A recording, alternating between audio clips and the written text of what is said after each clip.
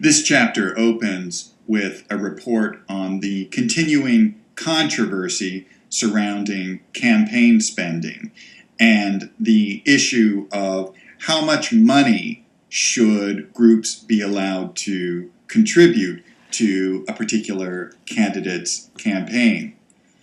What comes through here is that there is a real conflict regarding free speech rights and how we should protect the rights of people to contribute to a particular campaign.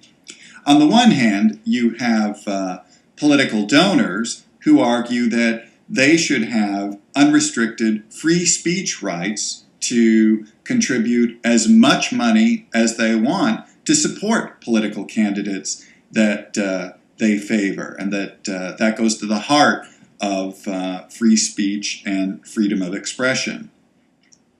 Now, on the other hand, you have critics worried about the domination of our political system and our democracy more generally by wealthy and corporate interests. The worry is that if the sky's the limit in terms of campaign donations, that means that our political system is going to be dominated by wealthy corporations and other very affluent sectors of society.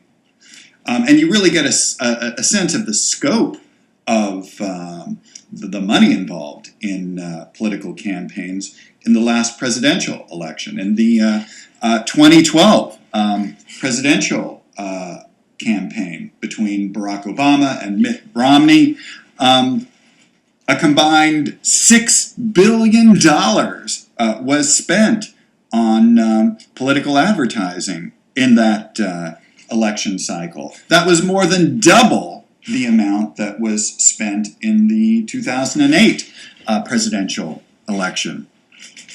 So, again, the question here is how much freedom of expression should we provide political donors, or should there be limits on the amount of money that a party can donate in order to preserve and nurture a fuller democratic society where all voices are heard? Now, this gets us into broader concerns from this chapter about a variety of controversies related to our commitment to free speech and free expression. In the abstract, sure, we all are in favor of free speech, free expression, allowing people to say their piece, to speak their mind without any restrictions or limits by government. But what we see throughout this chapter is that these issues are a lot more complicated than we would expect at first glance. That in a number of instances, there are competing objectives or competing priorities that we have in society. So, for instance, yes, we do want to protect and promote free speech rights to enable journalists to report on issues without restriction. However, we also have a legitimate public concern for national security. We want to keep people safe. And at certain points, those two principles come into conflict. Our commitment to free expression and our commitment to national security. What do we do, for instance, when an internet site or a newspaper threatens to publish a paper or a report about how to manufacture a atomic bomb? Do we protect that journalist's free speech rights in those instances, or do we restrict the journalist's free speech rights in the name of protecting people from being blown up from a bomb? So again, throughout this chapter, we'll address these kinds of conflicts and controversies and see what decisions our government and judicial system has made in a variety of controversies related to free speech and free expression. And I think what I want you to do is to think where you would come down on a lot of these issues. Who would you side with?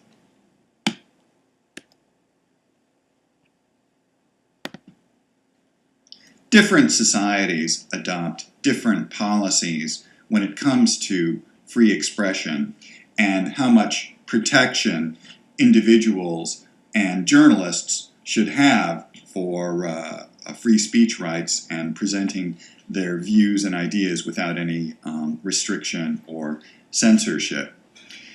Most societies adopt one of four basic models for handling issues related to free expression.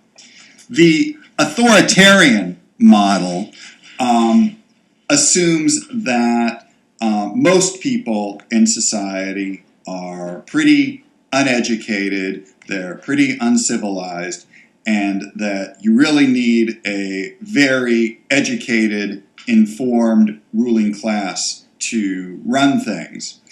In this authoritarian model, the news media are operated by private companies, but tend to, for the most part, support the policies of the ruling elite or the government because that government is assumed to operate in the public's best interest.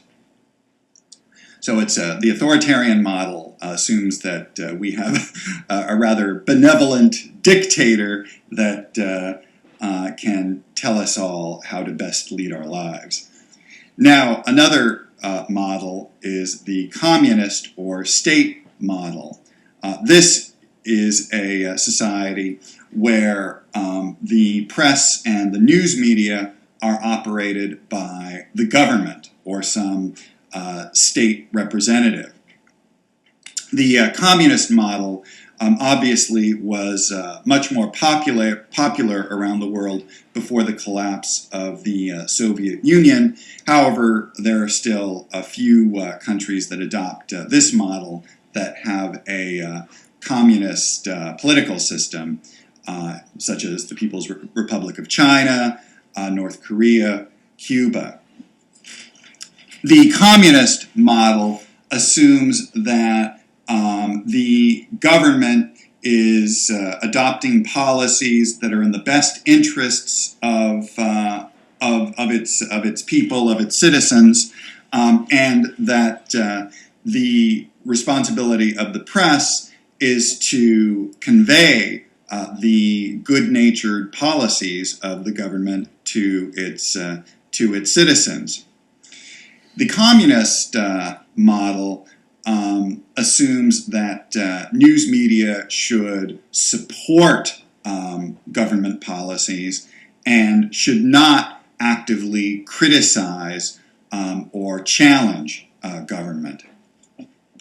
Now, in the US, we adopt what is called the social responsibility model.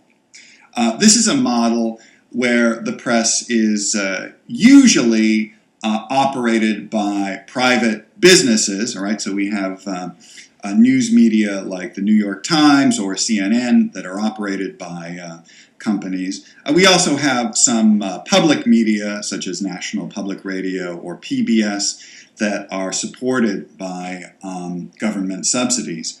The press, under the social responsibility model, has a great deal of freedom and autonomy to report on current events as it sees fit. However, one defining feature of the social responsibility model that's inherent in the name is the expectation that the news media and the press have certain responsibilities, all right, that they have to be concerned about more than just making a buck or making a profit. Under the social responsibility model, we expect that the news media are going to perform a public service, that they are going to make a legitimate attempt to inform people accurately about current events, about what is happening in society, and we also expect the press to function as what is called the fourth estate, or what's referred to as the unofficial fourth branch of government. In this role as the fourth estate, we expect the press to provide really vigorous, independent reporting on the affairs of business and government and large institutions in society, to report on any suspicious dealings of these institutions and make the public aware of any instances of corruption or wrongdoing by these institutions, particularly the government. The last model of the press in societies is what's called the libertarian model. This is an extreme commitment to free speech and freedom of the press that argues that there should be no restrictions on free speech at all, right? That people should be completely and absolutely free to express themselves on any topic, in any area, without any kind of restriction or government censorship. So here, the sky's the limit, all right?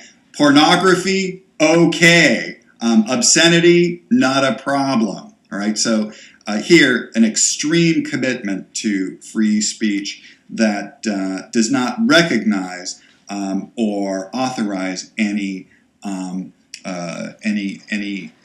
restrictions on what people can say or report.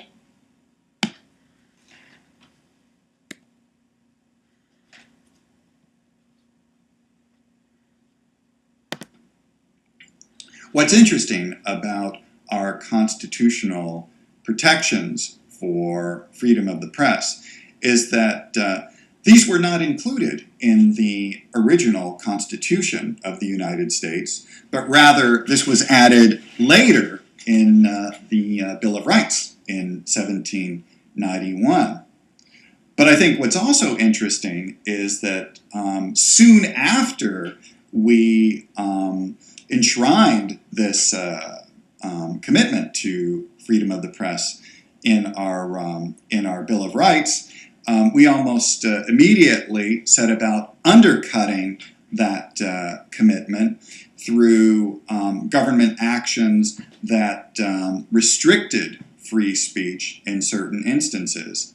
And the first of these occurred with the Sedition Act in 1798 that was used to silence those that were opposed to an impending war with France.